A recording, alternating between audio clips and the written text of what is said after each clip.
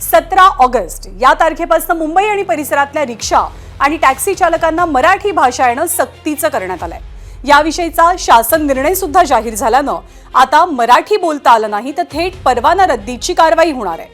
या नवीन नियमाप्रमाणे जर रिक्षा किंवा टॅक्सी चालकाला मराठी भाषेचं ज्ञान नसेल, त्याला मराठीतनं संवाद साधता येत नसेल, तर त्याला आधी 1 महिन्याची नोटीस दिली जाईल आणि त्या 1 महिन्यात सुद्धा चालक मराठी भाषा शिकू शकला नाही तर त्याचा लायसन्स 3 महिन्यांसाठी रद्द करण्यात येईल आणि त्यानंतरही चालक मराठी शिकण्यास असमर्थता दाखवत असेल तर त्याचा परवाना कायमस्वरूपी रद्द करण्याची तरतूद या कायद्याअंतर्गत आहे। सरकारनं आधी 1 मे पासून मराठी सक्तीची घोषणा केली होती, पण रिक्षा टॅक्सी संघटनांनी अतिरिक्त वेळेची मागणी केली। यानंतर MMR परिसरात मराठी भाषा संवाद अभ्यासक्रम सुरू करण्यात आला।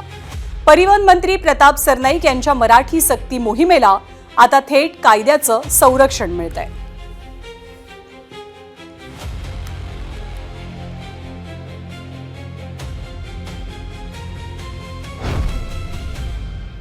आणि मराठी सक्तीच्या मुद्द्यावरनं राजकारण झालं नसतं तरच नवल। आधी जे मराठीला विरोध करत होते तेच आता मराठीचे धडे गिरवत असल्याचं परिवहन मंत्र्यांनी म्हटलंय। तर रिक्षा टॅक्सी चालकांना मराठी शिकण्यासाठी मुदतवाढ देण्याची मागणी हाजी अराफत शेख यांनी केलेली आहे। तर मराठी आणि अमराठीचं राजकारण दुर्दैवी असल्याची टीका रोहित पवार करतात। 1,35,000 रिक्षा आणि टॅक्सी चालकांनी आमच्याकडे ॲप्लिकेशन दिलं। अनेक लोकांना आणि स्वर्गीय शिवसेना प्रमुख हिंदू हृदय सम्राट बाळासाहेब ठाकरे यांच्या नावाने जो अभियान आम्ही राबवतोय त्या अभियानामध्ये सहभागी ते लोक झाले। तुम्हाला मराठी शिकवण्यासाठी, व्यावहारिक ज्ञान देण्यासाठी, आणि तरी त्याचा फायदा जर तुम्हाला घेता येत नसेल, तुमची मगरुरी कायम असेल, तुमची मुजोरी कायम असेल, तर मग शेवटी कायद्याचा बडगा हा तुम्हाला 18 तारखेपासून दाखवावाच लागेल। 100 दिन के अंदर बारिश आ गई, कहीं हमको बालवाड़ी नहीं मिली, कहीं स्कूल अवेलेबल नहीं मिला, कहीं हॉल अवेलेबल नहीं हुआ, कभी हज हाउस हमको नहीं मिला। ये सारी दिक्कतों का सामना रिक्शा चालक और टैक्सी चालक और मराठी महासंघ के टीचरों को करना पड़ा। इसीलिए अगर 100 दिन में से सिर्फ 40 ही दिन हमको मिले, 60 दिन हमको मिले नहीं, इसलिए हमने कहा कि प्रताप सरनाईक जी हमको 100 दिन का टाइम और दो। जो अमराठी उत्तर भारतीय जो हमारे रिक्शा चालक टैक्सी चालक है पूरे महाराष्ट्र भर में, वो रिक्शा चालक टैक्सी चालक 100 दिन में सुंदर अच्छी मराठी सीखेंगे, जुजबी मराठी सीखेंगे। एका बाजूला मराठी शाळा तुम्ही बंद करत चाललेला आहात। आदिवासी भागामध्ये असणाऱ्या आदिवासी शाळेमध्ये काय चाललंय दुर्दैवाने त्या ठिकाणी आपण बघितलेलं आहे। भोजन नीट मिळत नाही, चांगल्या क्वालिटीचं मिळत नाही, म्हणून मुलं आजारी पडतायत, साप चावतायत।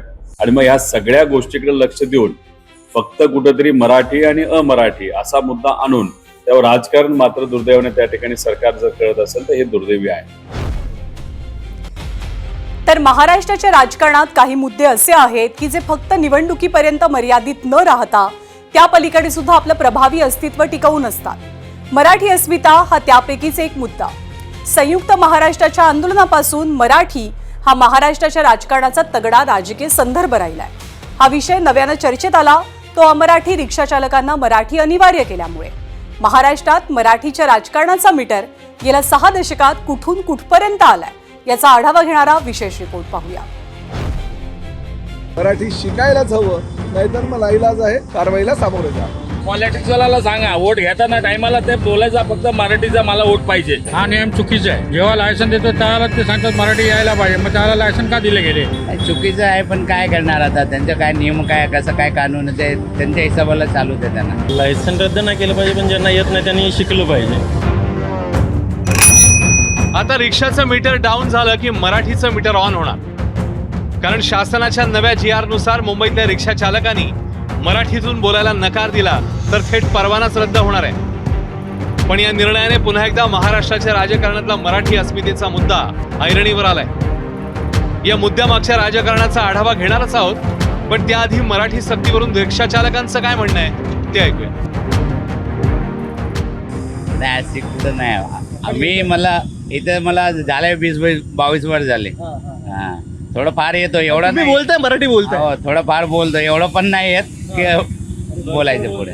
काय वाटतं तुम्हाला, काय वाटतं मराठी येत नसेल तर लायसन्स रद्द करणार? हे नाही केलं पाहिजे ना। लायसन्स दिलं तेव्हा मराठी विचारलं होतं का? नाही ना, त्या आठवीची चुकी आहे, तेव्हा विचारलं पाहिजे होतं ना। तुम्हाला मराठी येतं का? म्हणजे तुम्ही शिकताय का? हा शिकलं। काय काय शिकलं? इकडे या उगरे इधर बसा लवकर जा, ये सब हो रहा है। हाँ अभी रद्द का सीख रहे हैं, अब थोड़ा थोड़ा आएगा समझ में, आप प्रयास करो। प्रयास कर रहे हैं। तर रिक्षाच्या हँडल पासून महाराष्ट्राच्या राजकारणाच्या स्टेअरिंग पर्यंत पोहोचलेला मराठीचा मुद्दा बराच जुना आहे. महाराष्ट्राच्या राजकारणात मराठीच्या मुद्द्याची बीजं रोवली आहेत ती संयुक्त महाराष्ट्राच्या आंदोलनात. मराठी भाषिक अस्मितेच्या राजकारणातूनच महाराष्ट्र राज्याची निर्मिती झाली.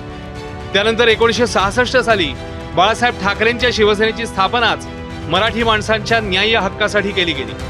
आधी दक्षिण भारतीय आणि कालांतराने उत्तर भारतीयांच्या विरोधात आवाज उठवत शिवसेनेने राजकारणातली मराठी अस्मिता टोकदार केली. 1995 मध्ये सेना भाजपची सत्ता आल्यावर बॉम्बेचं नाव अधिकृतपणे मुंबई झालं. दुकानं आणि आस्थापनांवरील मराठी पाट्यांसाठी देखील शिवसेना आणि नंतर मनसे दोन्ही पक्षांनी आक्रमक भूमिका घेतली. 2017 साली सरकारने मराठी पाट्यांबाबत नवे नियम केले आणि 2022 साली दुकानांवर मराठी पाट्या अनिवार्य करण्यात आल्या. 2008 साली मराठी मुलांनाच नोकरीत प्राधान्य मिळावं म्हणून मनसेच्या कार्यकर्त्यांनी रेल्वे भरतीच्या परप्रांतीय परीक्षार्थींना चोप दिलेला.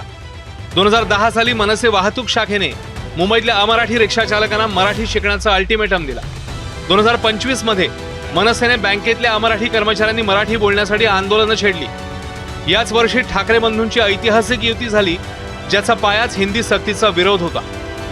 या सगळ्याचा परिणाम कुठेतरी दोन्ही ठाकरे बंधूंची जी युती आहे त्यांची गोची करणं, त्यांना अडचणीत आणणं, त्यांची पंचायत करणं हा सुद्धा ह्या सगळ्याचा हेतू असू शकतो. भाजप आणि शिंदे सेना यांनी परस्पर सहमतीने सुद्धा हे राजकारण केलेलं असू शकतं. त्यामुळे महाराष्ट्राच्या राजकारणात मराठीचा विषय केवळ भाषिक अस्मितेपुरता मर्यादित नव्हता, तर मराठीच्या मुद्द्यावरून राजकीय मतांचं गणित गेली अनेक दशकं मांडलं जात आहे.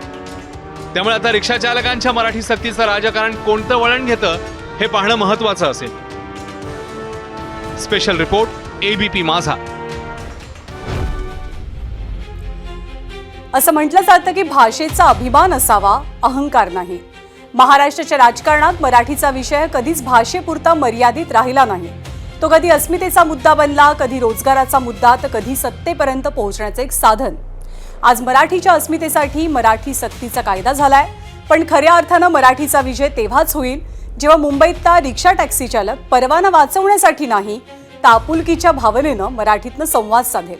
तोपर्यंत मराठी सक्तीवरनं अप झालेलं राजकारणाचं मीटर आगामी काळात किती वेगानं पळतंय हे पाहूया.